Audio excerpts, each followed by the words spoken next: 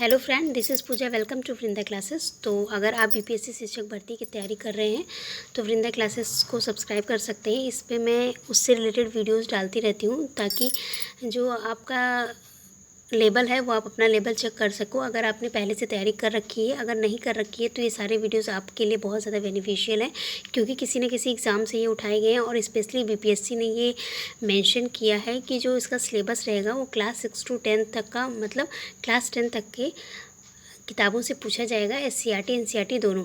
तो ये एनसीईआरटी और एससीईआरटी नहीं कहा जा सकता, मैंने एनसीईआरटी से लिया है, बट एनसीईआरटी की जो सिलेबस होता है वो एससीईआरटी बुक्स फॉलो करती हैं। तो आप इसको बहुत अच्छे से रीड करिए और इसमें आपको 100% जो है आपको बेनिफिट मिलेगा। तो जैसा कि 25 क्वेश्चन हमने डिस्कस कर लिया था और नेक्स्ट और हम डिस्कस करते हैं। और वीडियो अगर अच्छी लगे तो आप प्लीज़ सब्सक्राइब करिएगा, बेल आइकन को प्रेस कर दीजिएगा, जिससे कि नेक्स्ट वीडियो की नोटिफिकेशन आप सब तक मिलती रहे। तो क्वेश्चन नंबर 25 पे स्टार्ट करते हैं। पारिस्थितिकी तंत्र के जैविक घटकों में सम्मिलित है तो कौन कौन है? हमने डिस्कस किया था प्राइमरी, प्रोड्यूसर, कंज्यूमर और डिकम्पोजर। तो जैसे प्रोड्यूसर होता है वो दो पार्ट में होता है, एक प्राइमरी होता है, प्राइमरी का प्रोड्यूसर, एक सेकेंडरी प्रोड्यूसर। तो प्राइमरी में प्लांट्स वगैरह आते हैं और सेकेंडरी में ऐसे एनिमल्स आते हैं जो प्राइमरी प्रोड्यूसर पर डिपेंड करते हैं। ठीक है, चलिए नेक्स्ट क्वेश्चन डिस्कस करते हैं। खाद्य श्रृंखला यानी फूड चेन में प्रथम कौन है? तो प्लांट प्रथम है और प्लांट जो होता है वो प्राइमरी प्रोड्यूसर का पार्ट है, अभी हमने जस्ट डिस्कस किया। क्वेश्चन नंबर 27 डिस्कस करते हैं। जूसिया में किस प्रकार की जड़ें पाई जाती हैं? तो जूसिया में स्पॉन्जी जड़ें पाई जाती हैं। नेक्स्ट है अनवीनीकरण संसाधन के उदाहरण क्या है? तो कोयला, पेट्रोल और प्राकृतिक गैसेस, ऐसे संसाधन जो यूज़ करने पे खर्च हो जाएं, ऐसे होते हैं जिनका हम बार बार यूज़ नहीं कर सकते, उनको हम अनवीनीकरण संसाधन कहते हैं। और जिसका हम बार बार यूज़ कर सकते हैं, जो अतः हमारे पास अवेलेबल है, उसको हम नवीनीकरण संसाधन कर सकते हैं, जिसको हम कॉन्टीन्यूसली रीयूज़ कर सकते हैं।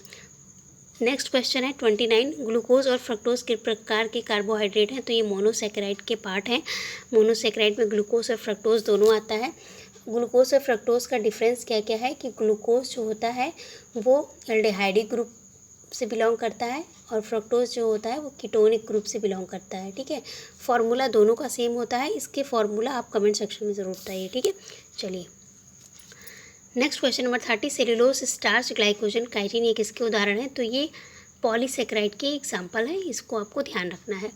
नेक्स्ट है सुक्रोज, माल्टोज और लैक्टोज, ये तीनों किस प्रकार के कार्बोहाइड्रेट हैं? तो ये ओलिगोसेकेराइड जो होता है उसके पार्ट हैं। तो जैसा कि आप सभी को पता है, कार्बोहाइड्रेट के जो होते हैं वो 3 टाइप्स होते हैं, मोनोसेकेराइड, पॉलीसेकेराइड और ओलिगोसेकेराइड।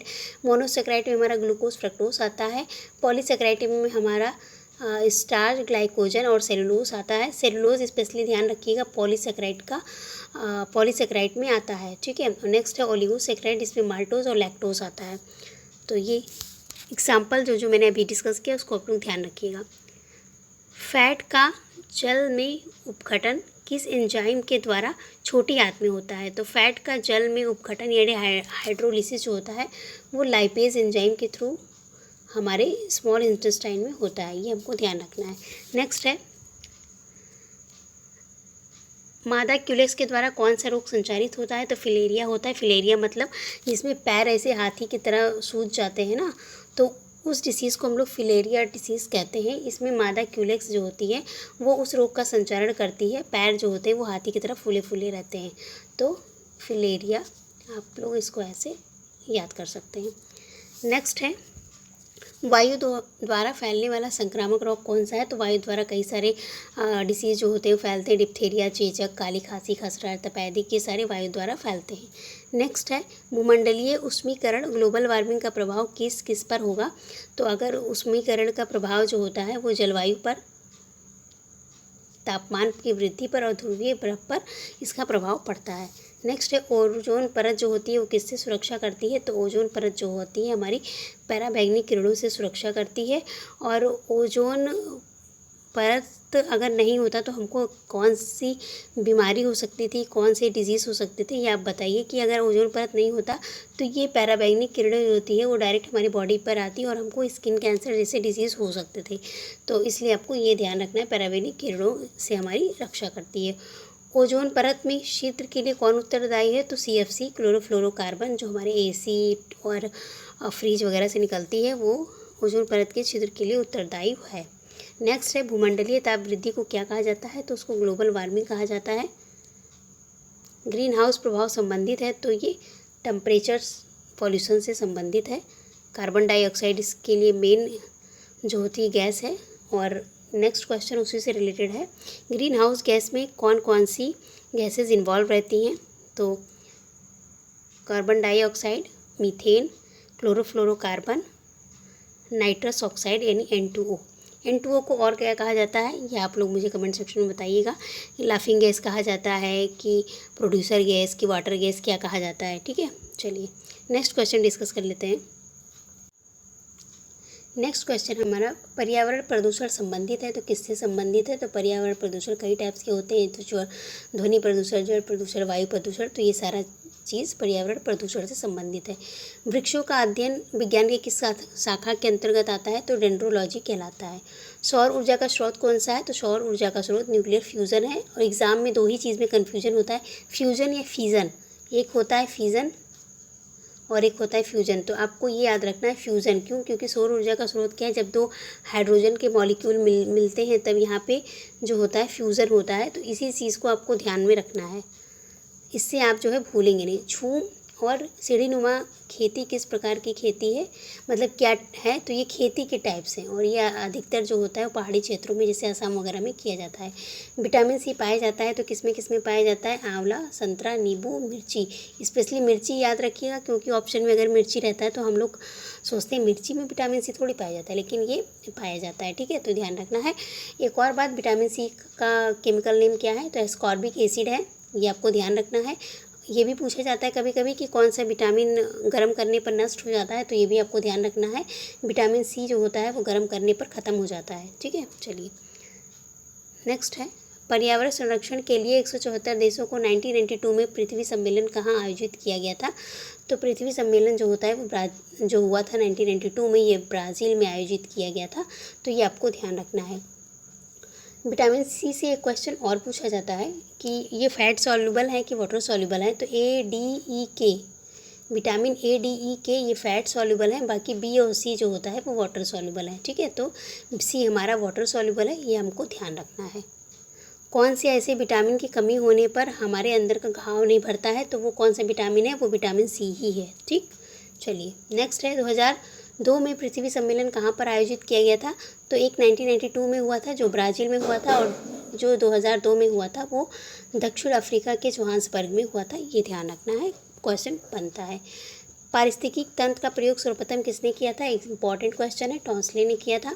तालाब उदाहरण है, तो कृत्रिम परिस्थिति का उदाहरण है। नेक्स्ट है, फंजाई को खाद्य श्रृंखला की किस श्रेणी में रखा गया है? तो डिकम्पोजिशन में रखा गया है, अपघटक में रखा गया है।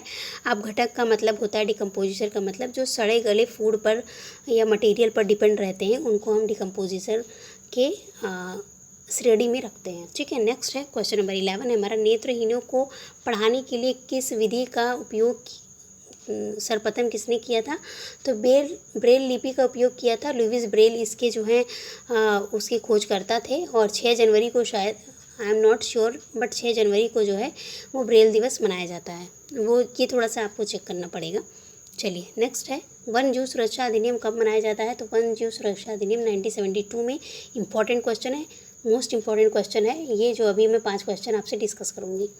चलिए, वन संरक्षण अधिनियम 1980 में हुआ था, ये ध्यान रखना है। पर्यावरण सुरक्षा अधिनियम 1986 में हुआ था। जल संरक्षण और प्रदूषण संरक्षण अधिनियम कब हुआ था? 1974 में हुआ था। और पर्यावरण की सुरक्षा मूल कर्तव्य है, ये DPSP के किस जो है अनुच्छेद में रखा गया है, किस संविधान संशोधन द्वारा इसको जो है जोड़ा गया था? तो ये अनुच्छेद 51A में है और 42वें संविधान संशोधन के द्वारा इसको जोड़ा गया था। इंपॉर्टेंट क्वेश्चन है ये, जो 5 क्वेश्चन मैंने अभी जस्ट आपसे डिस्कस किया है, ये मोस्ट इम्पॉर्टेंट क्वेश्चन बनता है, हर एग्ज़ाम में पूछा जाता है, तो आपको इस पे बहुत ज़्यादा फोकस करना है, 2-3 बार इसको रीड ज़रूर करिएगा। चलिए नेक्स्ट है हमारा, भारतीय वन प्रबंधन संस्थान कहाँ पर स्थित है? तो ये भोपाल में है। वन प्रबंधन संस्थान भोपाल में है, वन अनुसंधान जो है वो देहरादून में है। अगर प्रबंधन है तो भोपाल है, और वन अनुसंधान डायरेक्ट है तो देहरादून है। वर्षा वन अनुसंधान जोरहाट में है। आनुवांशिकी एंड वृक्ष प्रजनन संस्थान कोयम्बटूर में है। उत्पादकता केंद्र कहाँ पर है? तो रांची में है। भारत का प्रथम वन नीति का निर्माण कब हुआ? 1894 में हुआ। ये सारी चीज़ें इंपॉर्टेंट है। गिद्ध संरक्षण परियोजना कब प्रारंभ हुई? 2006 में प्रारंभ हुई। और गौण संरक्षण योजना कब स्टार्ट हुई? 1987 में स्टार्ट हुई। ये कुछ फैक्चुअल डाटा हैं, लेकिन आपको पता होने ही चाहिए। चलिए, कछुआ संरक्षण परियोजना 1975 में, बाघ संरक्षण 1973 में, और टाइगर मैन किसे कहा जाता है ये भी बताइए। कैलाश सांखल को टाइगर मैन कहा जाता है। और टाइगर स्टेट ऑफ इंडिया कौन सा है? तो वो है मध्य प्रदेश है, याद रखना है। सबसे बड़ा टाइगर रिजर्व कौन सा है ये आपको बताना है। सबसे बड़ा टाइगर रिजर्व आंध्र प्रदेश का है। और नागार्जुन सागर श्रीशैलम टाइगर रिजर्व जो है वो सबसे बड़ा है। सबसे छोटा महाराष्ट्र में है। पेंच टाइगर रिजर्व सबसे छोटा है। ठीक है, चलिए नेक्स्ट क्वेश्चन डिस्कस कर लेते हैं। क्वेश्चन नंबर 27 है हमारा।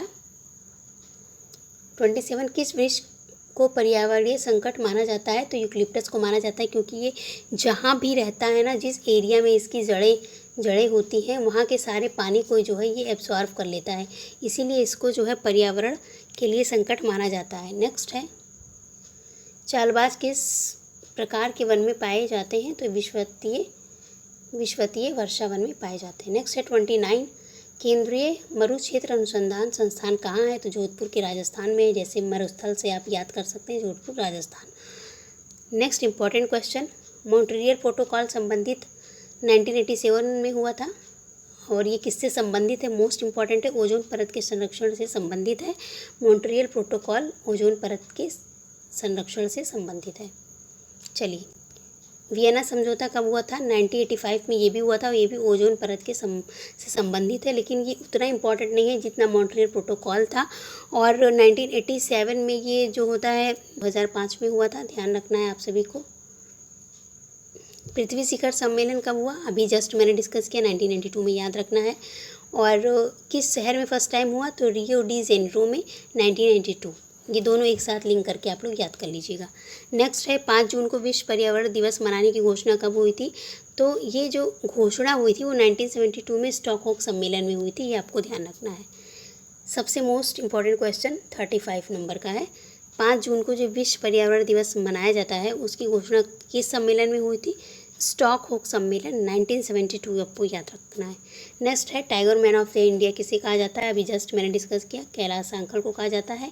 MP स्टेट से बिलोंग करते हैं। चलिए नेक्स्ट है, भारत में हरित क्रांति के जनक, इंपॉर्टेंट क्वेश्चन है, स्वामीनाथन जी हैं। और विश्व में कौन है? वर्गीस कुरियन है, ये भी आपको ध्यान रखना है। भारत में पारिस्थितिकी के जनक कौन है? तो डॉक्टर रामदेव मिश्रा हैं। डॉल्फिन मैन ऑफ इंडिया किसे कहा जाता है? रविंद्र कुमार सिन्हा को कहा जाता है, ये भी ध्यान रखना है। ठीक है, चिपको आंदोलन के जन्मदाता, कई बार मैंने अभी सुबह वाले वीडियो में डिस्कस किया है, सुंदरलाल बहुगुणा है। तो ये रहे आज के लगभग 50 to 60 क्वेश्चन, और जो मैंने बहुत ही कम टाइम में इसको बताना जो है सही समझा, क्योंकि आजकल टाइम बहुत इम्पॉर्टेंट है। आपको पता है कि अदर स्टेट वालों को बहुत लास्ट में मौका दिया गया है, तो उनके लिए तैयारी के लिए बहुत कम समय है। तो ये इसको आप एक क्विक रिवीजन की तरह ले सकते हैं, और ये डेफिनेटली आपके एग्ज़ाम में बहुत ही ज़्यादा बेनिफिशियल रहेगा। तो वीडियो अच्छी लगी हो तो लाइक शेयर करिएगा, चैनल पे फर्स्ट टाइम है तो सब्सक्राइब करके बेल आइकन प्रेस कर दीजिएगा, जिससे कि नेक्स्ट वीडियो की जो नोटिफिकेशन है वो आप सब तक मिल सके। और मिलेंगे नेक्स्ट वीडियो में, तब तक के लिए bye bye, take care, thank you guys, thank you for watching Vrinda classes.